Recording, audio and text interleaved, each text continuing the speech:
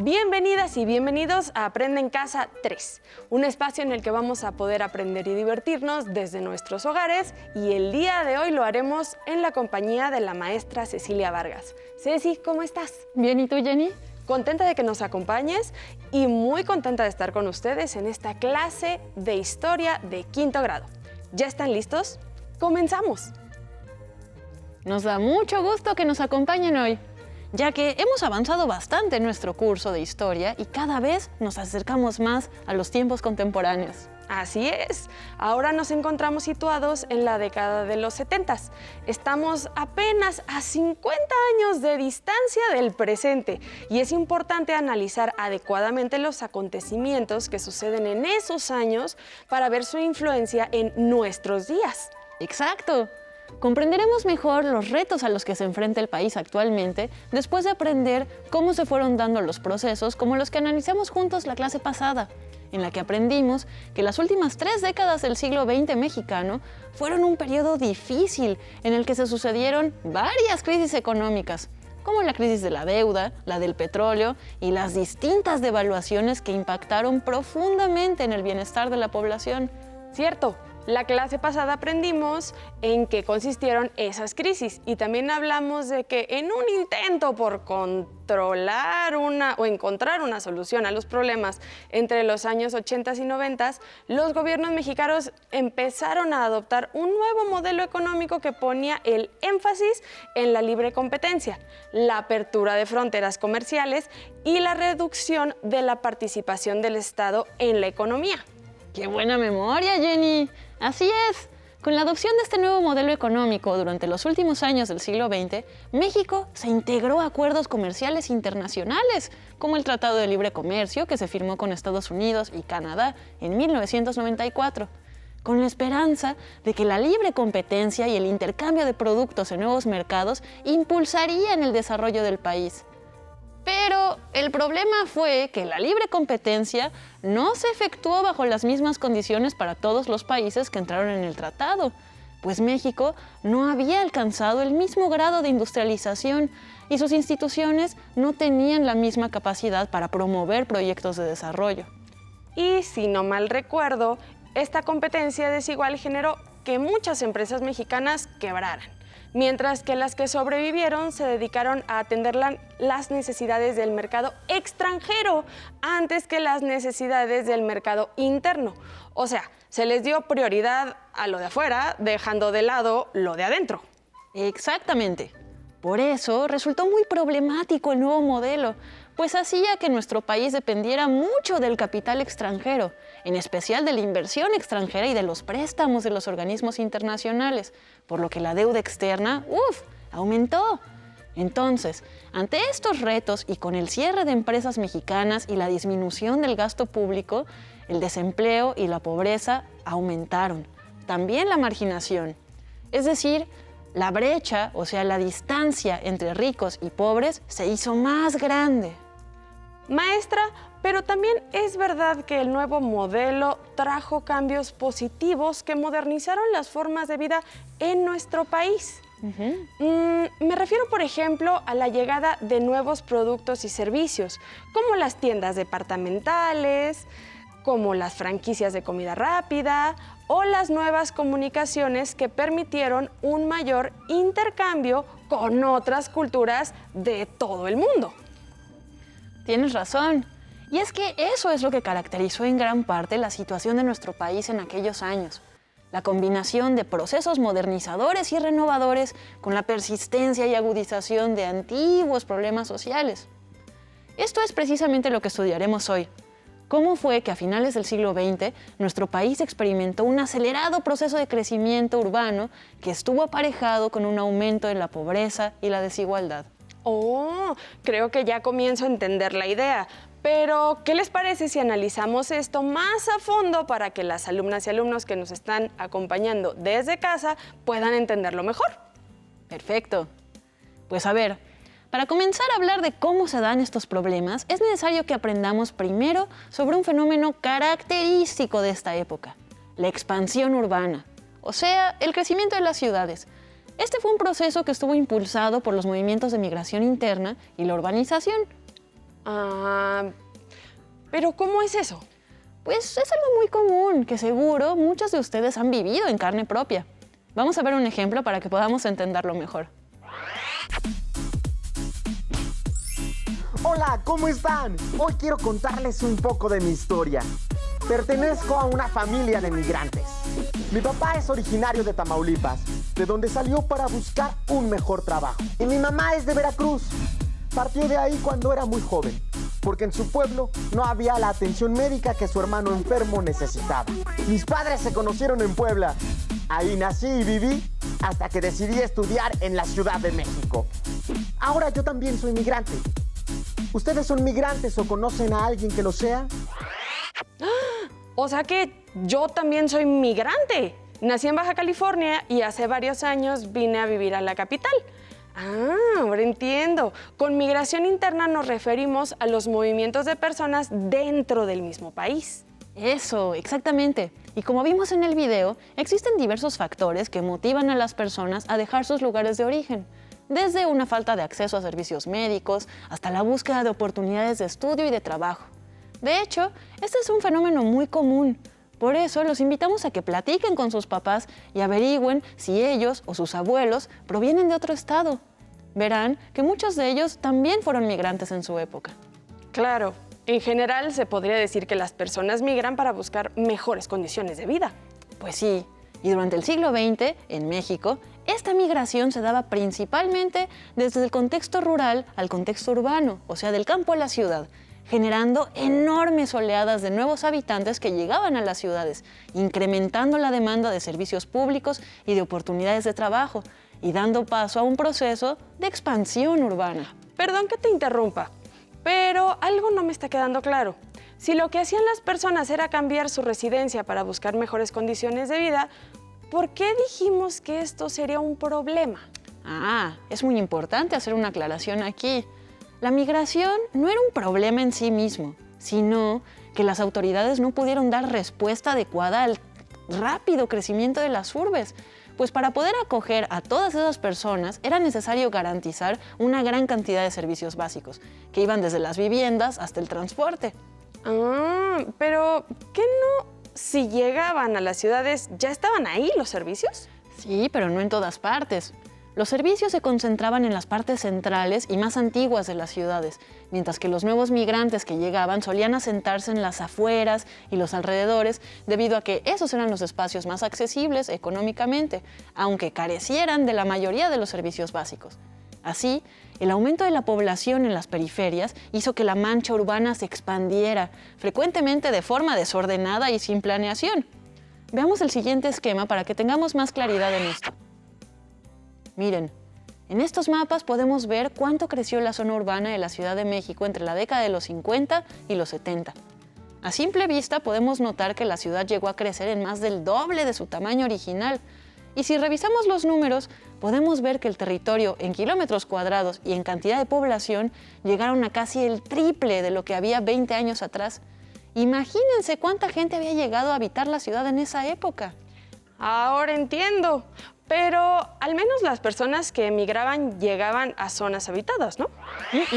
Al contrario, la ciudad crecía de forma tan rápida y desordenada que muchos de los puntos que ahora conocemos como partes de la ciudad eran prácticamente terrenos desiertos. Un buen ejemplo de este proceso es el caso de Ciudad Nezahualcóyotl, en el Estado de México. Vamos a ver cómo sucedió. Nadie imaginaba que este desierto de sal se convertiría en una de las aglomeraciones urbanas más grandes de la zona metropolitana de la Ciudad de México. Desde finales de los años 40, varias familias comenzaron a asentarse en uno de los vasos del desecado lago de Texcoco. Contra toda lógica ambiental, con el tiempo esto ya era un municipio con terrenos fraccionados. La desecación del lago de Texcoco había comenzado desde tiempos coloniales. A lo largo de este cuerpo de aguas saladas comenzaron a llegar las familias que para los años 50 conformarían las primeras 13 colonias del llamado Vaso de Texcoco. Los habitantes de la frontera oriente habían conformado 33 colonias con 1.600.000 habitantes, rencillas surgidas entre los colonos y los dueños de los terrenos, que surgieron tan espontáneamente como cientos de casitas de lámina, atrajeron las cámaras de Gustavo Alatriste en 1969. Los testimonios de los colonos y los cuadros de costumbres que aquí se retratan resultan reveladores. Bueno, vivía en el Distrito Federal en la calle del Carmen, frente al Cine Goya. ¿Y por qué se vino para acá? Ah, pues porque quería un pedazo de tierra. Porque ya no quería pagar renta. El desierto de sal que quedó tras el desecamiento del lago de Texcoco es el origen de la ciudad Nezahualcóyotl, una urbe que llega al medio siglo de vida y que sigue creciendo. Vaya, vaya, ahora lo entiendo mejor.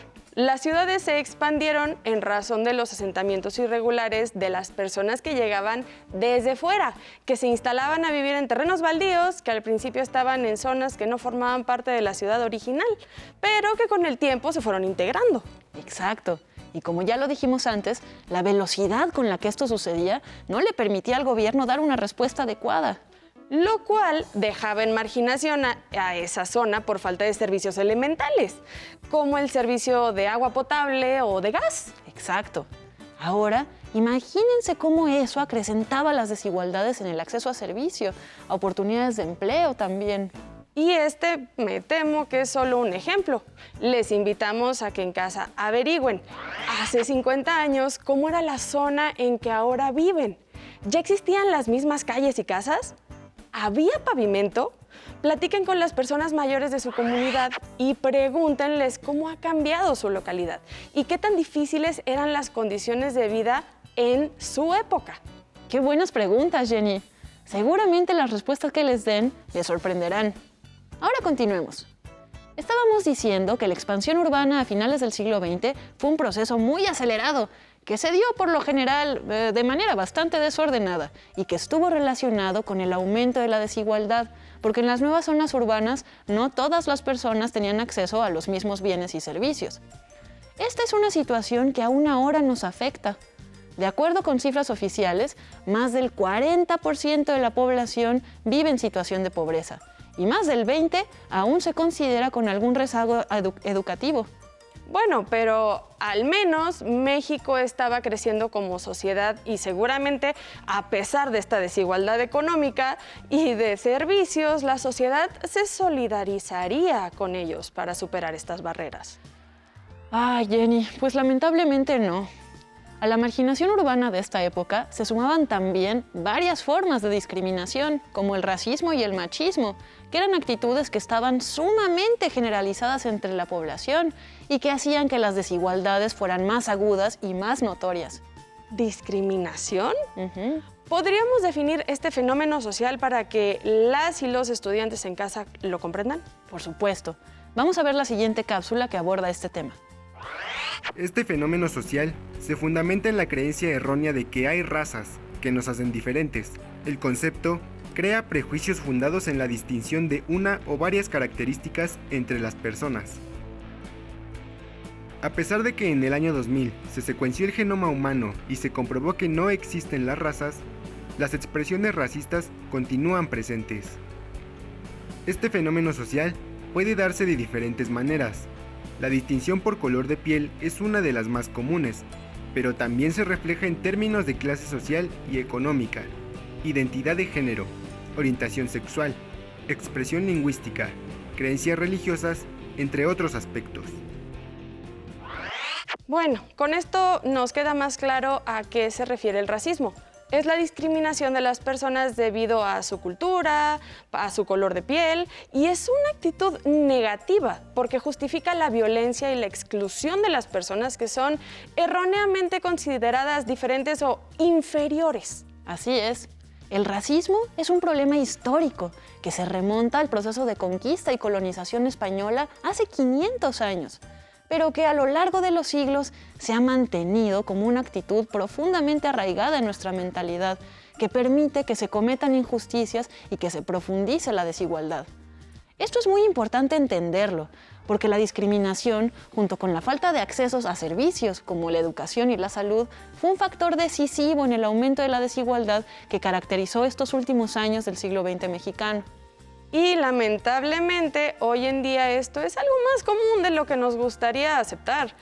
Invitamos a nuestros estudiantes en casa a que reflexionen cuántas veces han presenciado una situación en que se trate distinto a una persona por sus características tanto físicas como culturales, ya sea por cuestiones de color de piel, de sexo, inclusive por el idioma que hablan. sabemos que la mayoría nos dirá que al menos una vez en la vida han estado presentes en una situación así. Y por eso es tan importante insistir en la necesidad de terminar con este tipo de actitudes, tanto a nivel social y colectivo como gubernamental e institucional. Oye, maestra Ceci, ¿y cómo podemos acabar con estos problemas y acabar con esta desigualdad? Pues primero es muy importante ver que siempre hay dos caras de la misma moneda. Es decir, aunque la discriminación es un problema serio y muy generalizado, a lo largo de los años también han surgido una gran cantidad de movimientos sociales y organizaciones que buscan combatir y erradicar este tipo de injusticias. ¿En serio? Entonces, ¿aún tenemos esperanza de que mejore la situación? Por supuesto. Y actualmente podemos encontrar muchos ejemplos de esto. De hecho, en la época que estamos estudiando, empezaron a surgir una gran cantidad de organizaciones no gubernamentales que buscaron proteger los derechos de diversos sectores. Además, en el año de 1990 se estableció la Comisión Nacional encargada de proteger y promover los derechos humanos, especialmente ante los abusos cometidos por funcionarios públicos y el Estado. ¡Claro! Yo he escuchado muchas de estas organizaciones no gubernamentales que buscan defender a poblaciones en riesgo, como las personas en situación de calle, mujeres, personas indígenas o los que han sido víctimas de algún tipo de discriminación. Así es. Actualmente podemos encontrar un gran número de estas organizaciones a las que podemos acudir para buscar apoyo ante diversas situaciones. Esto empezó a ser más común después de la década de los 60, precisamente como resultado de los conflictos que ocurrieron como consecuencia de la represión gubernamental en eventos como la matanza de estudiantes en Tlatelolco en 1968. A partir de ese entonces empezó una mayor participación de la sociedad civil, que estaba interesada en vigilar que se respetaran sus derechos humanos, los derechos civiles y políticos también. Un caso que puede ayudarnos a ejemplificar esta lucha por los derechos humanos que se dio en aquellos años es el levantamiento del Ejército Zapatista de Liberación Nacional en enero de 1994. Veamos un video al respecto para recordar en qué consistió esta lucha. Radio Zapata, la voz oficial del Frente Suroriental del EZLN, Ejército Zapatista de Liberación Nacional. Compañeros, en estos momentos vamos a dar a conocer al pueblo de México la declaración de guerra que explica los motivos de nuestra lucha. Pues en Chiapas se abrió un frente de guerra. Un frente de guerra en donde simbólicamente en ese frente estaba representado la sociedad civil verdadera contra su gobierno. Será el reinado de Salinas de Gortari, de Carlos. Enviaré una iniciativa de ley para otorgar una amnistía general a todos los participantes en los hechos de violencia que afectaron varios municipios del estado de Chiapas desde el día 1 de enero de 1994 hasta las 11 horas del día de hoy, 16 de enero.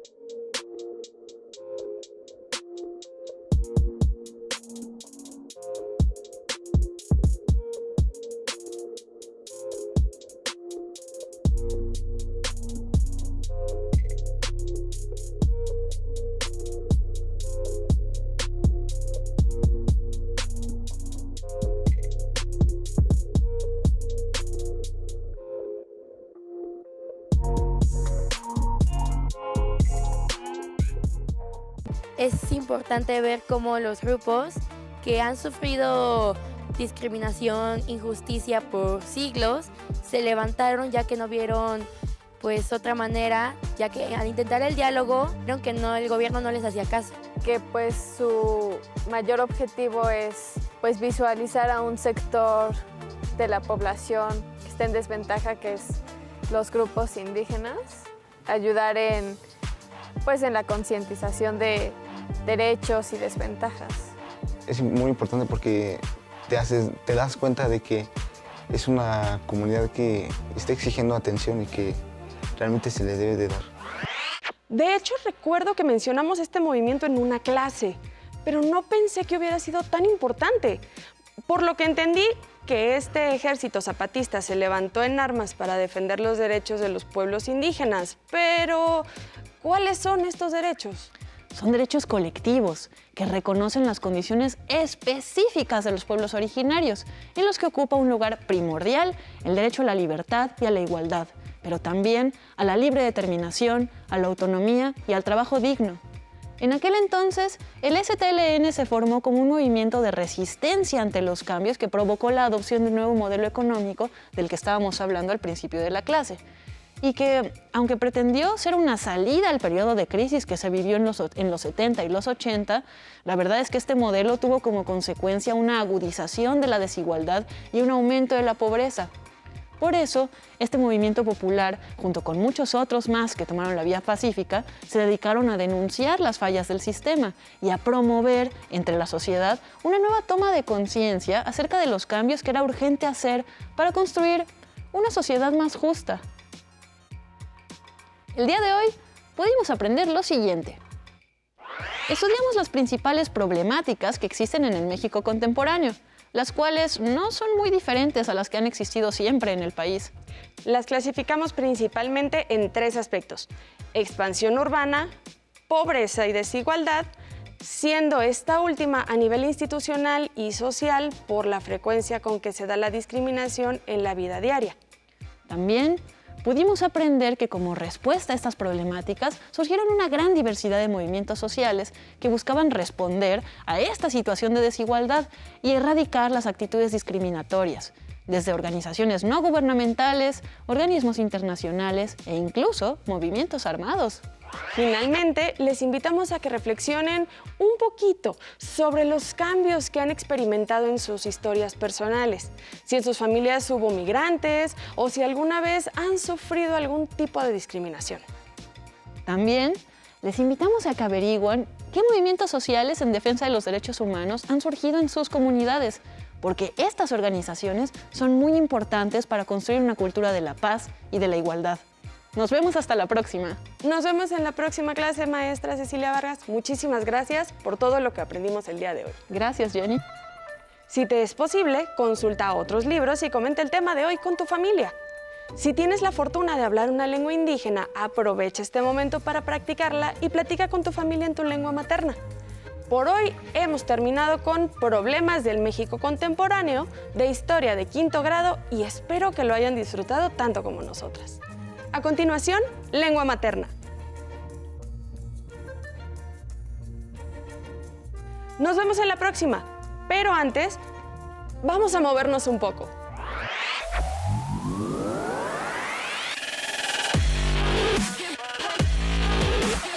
Recuerda, entre clase y clase, activa tu cuerpo. Ok, Yair, ahora lo que vamos a hacer es, nos vamos a poner en 6 puntos, te explico cuáles 6 puntos, y vamos a elevar nuestras manos, alternando 10 veces cada una. Y descansamos, ¿ok? Vamos a hacer la demostración. Nos ponemos en 6 puntos. Ok, y vamos a levantar nuestra mano derecha. Izquierda, derecha, ok. Derecha, izquierda. Elevamos derecha, izquierda. Derecha, izquierda, muy bien. Bien estirado al frente, que sea al frente, no lateral. Muy bien. 3 más, al frente. Bien estirado los brazos. Otra. Bien, descansamos. Respiramos. Exhalamos. Respiramos. Exhalamos. Nos volvemos a poner en posición de 6 puntos y elevamos los brazos. Extensión de brazo. Bien. Derecha, izquierda, bien estirado al frente. Procura que siempre tus brazos vayan al frente. A continuación vamos a hacer una plancha lateral. ¿Qué es una plancha lateral? Nos vamos a acostar de forma lateral, ¿sí? De tal manera, Jair, vamos a hacerlo. Y vamos a apoyarnos con nuestro brazo. Y extendemos totalmente. Y lo que vamos a hacer es elevar la cadera. 1, 2. ¿Sí? Tu mano que esté aquí en tu pierna, Jair. Ok. De lado. Estira totalmente. Estirado. Estirado totalmente. Eso. Así. Estira. Ahí. 2. 1. 2. 3. Respiramos, descansamos y cambiamos de posición. Cambiamos de mano, apoyamos la mano derecha, estiramos totalmente el cuerpo, bien estirado, ponemos bien la posición y ejecutamos 3 veces. 1, 2, 3. Respiramos, exhalamos, respiramos, exhalamos. Una más. 1, 2, tu mano al costado, tu mano al costado. Bien, 3, perfecto. Recuerda, al terminar la activación, no olvides la protección.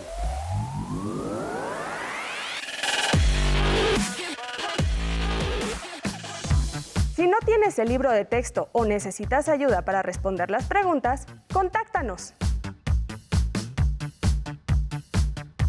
Para solicitar apoyo pedagógico, comunícate con maestras y maestros de lunes a viernes de 8 a 20 horas al teléfono 55 41 72 04 13 con 100 líneas.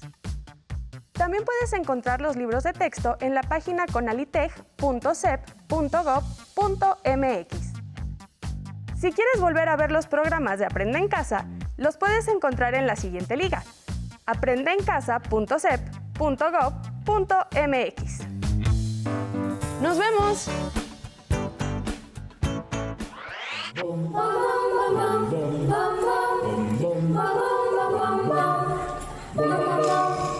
La negrita cucurumbe se fue a bailar al mar para ver si las blancas son las, su carita pone a blanquear. La negrita cucurumbe a la playa se acercó y envidiando a las conchitas por su pálido color.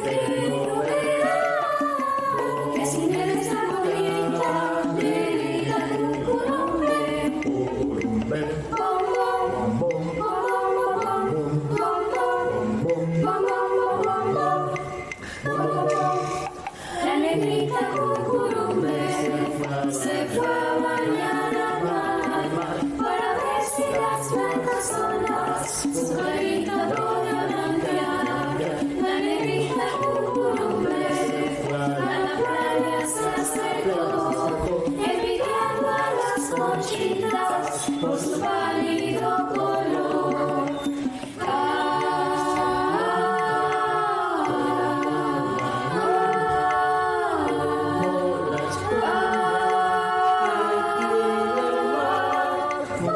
Un pescado como un risa se acercó y moviendo la colita le preguntó: pero válgame mujer, ¿por qué no le da?